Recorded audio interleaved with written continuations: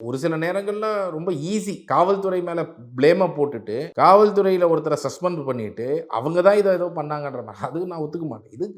This is done by government. இது அரசாங்கம், முதலமைச்சர் ஸ்டாலின் தான் இதற்கு பொறுப்பு.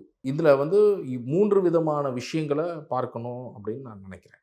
ஒரு என்ஃபோர்ஸ்மென்ட்ல ஒரு ஃபெயிலியர். மதுவிலக்குத்துறை புரோஹிபிஷன் அப்படிங்கிற ஒரு விங் வச்சு பல எஸ்பிக்கள், காவல்துறை அதிகாரிகள்லாம் வச்சு, அவர்கள் மாவட்டத்துக்கு மாவட்டம் வச்சு, அவங்களால கள்ளச்சாராயம் எங்கே நடக்குது, ஏது நடக்குதுன்னு கண்கூடாக தெரியும்.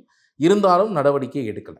அதற்கு ஒரு கிளியர் எக்ஸாம்பிள் சொல்லணும்னா, இந்த கள்ளக்குறிச்சி இன்சிடென்ட் முடிந்ததிலிருந்து இன்று வரை ஒவ்வொரு நாளும் அவங்க பேரலா கண்டுபிடிச்சு கள்ளச்சாராயத்தை அருவாளால வெட்டி அதை ஓட விடக்கூடிய வீடியோ தினமும் நம்ம பார்த்துட்டு இருக்கிறோம். தொடர்ந்து இந்த இன்சிடென்ட் நடந்ததுலேருந்து செய்ய முடியுது அப்படின்னா, காவல்துறைக்கு எங்கே யார் காய்ச்சறான், எவன் வச்சிருக்கிறான் எல்லா விவரங்களும் தெளிவாக தெரிகிறது. இதே ஆபரேஷன் அவங்க ஏன் ரெகுலராக பண்ணலை?